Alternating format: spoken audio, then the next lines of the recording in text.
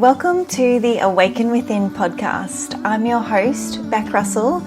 I'm a holistic wellness mentor, yoga teacher, intuitive Reiki practitioner, and the author of Life in the Soul Lane.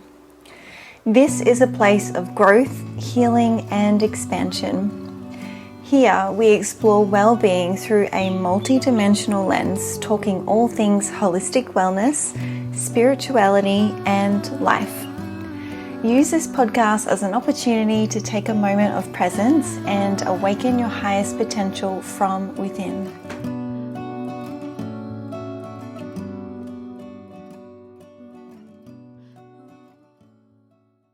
And I want to talk to you today about how to cultivate your life force energy.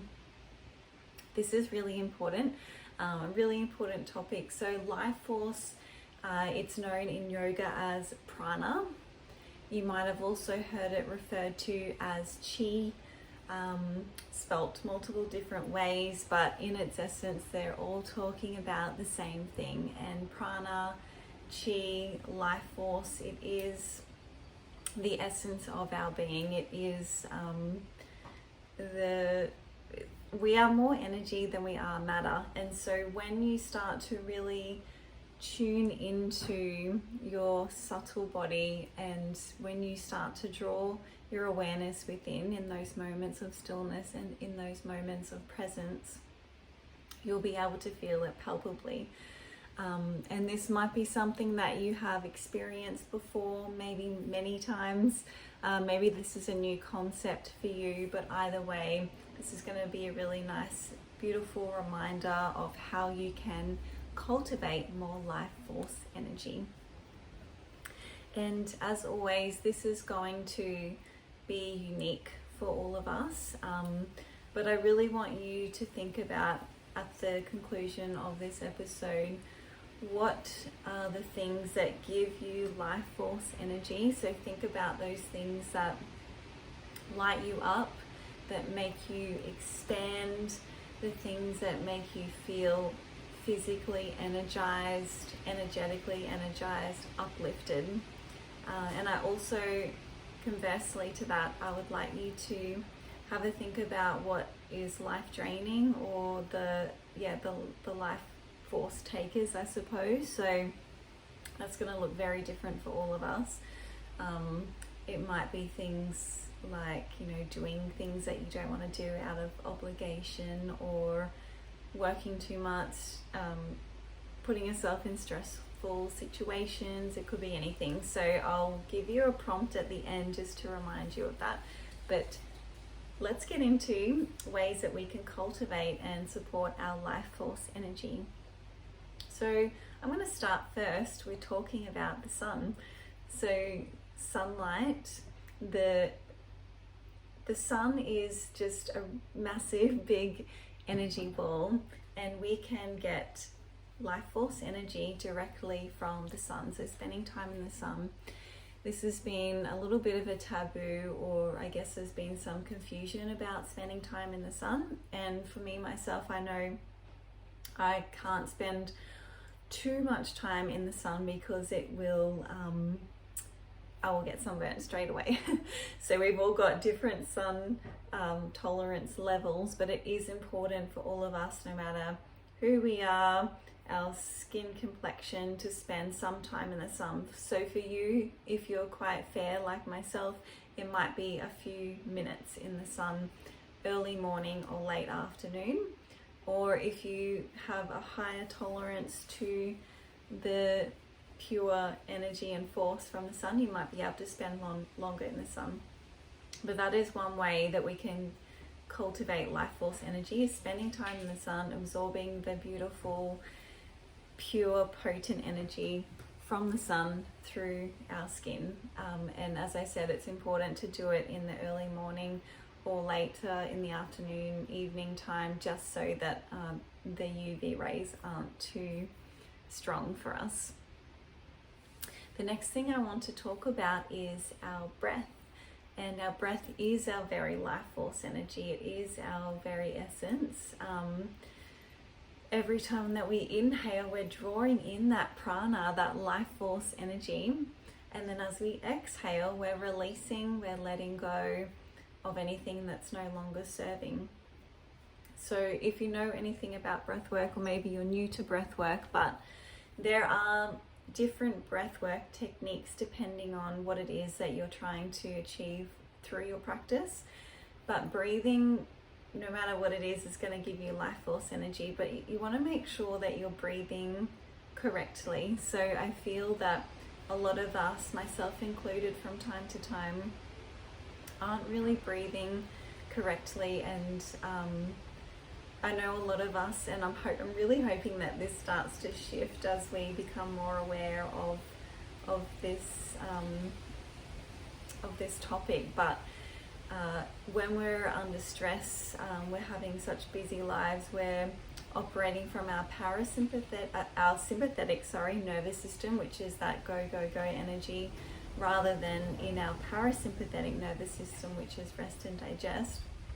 So when we're in the sympathetic nervous system, we're doing all the things, we're going from place to place, we're seeing clients back to back, we're running after our children, whatever it is. Sometimes the focus on our breath can become not as much of a priority. And so it's really important, if you do catch yourself in those moments, to just take a moment to breathe. Deep inhale through the nose. It's always optimal to breathe through the nose. Deep inhale through the nose. You want to allow your entire torso to swell. So a lot of the time, especially if you're under stress, you will be breathing here, nice and shallow in the chest, and that's not what we want. We want to expand that breath into the chest, out into the ribs, and then down into the belly, full body breathing, and then exhaling, like I said, to release and let go. And this is something that our body innately does autonomously, luckily, and it's also something that we can control as well. And if we can control the breath and just have conscious awareness of the breath, then we can make sure that we are breathing in that optimal way to again draw in the prana, the life force energy. And this is going to help us to live a happier, healthier, long, beautiful life. So as I said, with the breath work, there are different types of breath work. So there are some styles that are more invigorating. I'm not going to go too deep into that in this particular episode, but there are breathwork styles that are going to uplift you and really get that prana, that chi flowing in the body. And then there's also some breathwork styles that are gentle and relaxing and going to help to switch on that parasympathetic nervous system. So really good to do in times of stress, or before you go to bed, something like that, if you're really looking to tone things down a bit. The next thing, while we're kind of in that sphere, I want to talk about is different types of practices that you can do. So I'm thinking of things like yoga, which of course is my favorite. Yoga, Tai Chi, and Qigong, these kinds of mind, body, spirit practices are going to really, really, really help you to amp up your life force energy. So for me personally, I practice yoga. I am hoping to learn and practice Qigong very soon. So yoga, obviously, again, there's many different types of yoga practices, from more invigorating practices, same as the breath work, to subtle, gentle practices like yin or restorative. But whatever style that you do, it really is going to help to cultivate this beautiful life force energy. Just be mindful that you'll have to tune in from day to day to know which practice is going to serve you best. So for example, we'll use the yoga example. If you're having a day when you're feeling quite tired or quite depleted, and then you want to go and do like a really challenging vinyasa practice, that might not potentially be the best thing for you, because it might just deplete your stores of energy. So that might be a day where you opt for a slower, more gentle practice, like yin, or a slow, flowy type thing. So just bearing in mind, as with anything, day to day, see how you feel, what's going to support you best in that moment. So different styles of yoga, Tai Chi, as I mentioned, and Qigong, which I guess there's some parallels between Tai Chi and Qigong in terms of the way that you move your body, but it's so gentle. It's such a beautiful practice, and unlike other forms of exercise, I suppose, Qigong doesn't take energy to practice it. It actually cultivates it from within. So that's a really, really beautiful one as well, and it's available for everyone. Now, last thing I want to talk about is the food that we eat. Now, everything in life, in this world, is full of energy. We are, as I mentioned, us as human beings, the food that we eat, and objects, the earth, the trees, the plants, everything is life force energy. All different types of energy, but it's all energy nonetheless vibrating. And so when you think about this in terms of food and nutrition, have a think about, let's use an example of a fresh piece of fruit or a fresh vegetable that's been pulled straight from the earth, hopefully from your own veggie garden. That'd be amazing. So have a think about, what kind of life force energy do you think would be in that versus going through the drive-through at a fast food chain, and you've got something that's refined and dense and just not good. So have a think about that. You can do this weighing up comparison with multiple things, but they're going to be the two for today. So these fresh foods straight from the earth are full of what we call sattva in yoga, which is the light. So this is light, this is life force energy, right? Coming straight from Mama Earth. She provides us with everything we need, versus something that's come from the drive-through, from a really long chain of production somewhere that you have no clue. It's refined, it's a food-like substance. It's not really actually food, or anything that you buy in a packet from the store.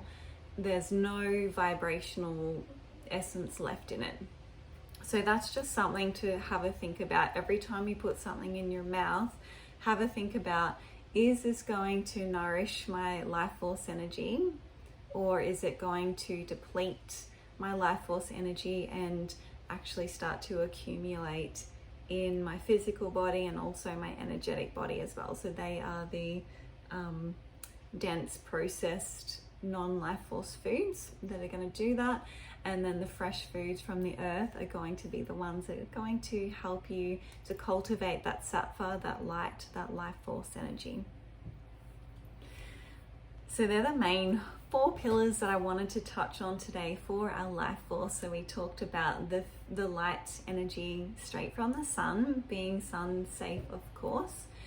The second one we spoke about was breath work. So different kinds of breath work, gentle, more invigorating breath work, and also just being aware of how you're breathing, and your posture can help you with that too. So sitting up tall and proud, breathing into your entire body, allowing your body to fill up with prana, and then as you exhale, use that as the opportunity to release and let go anything that no longer serves you.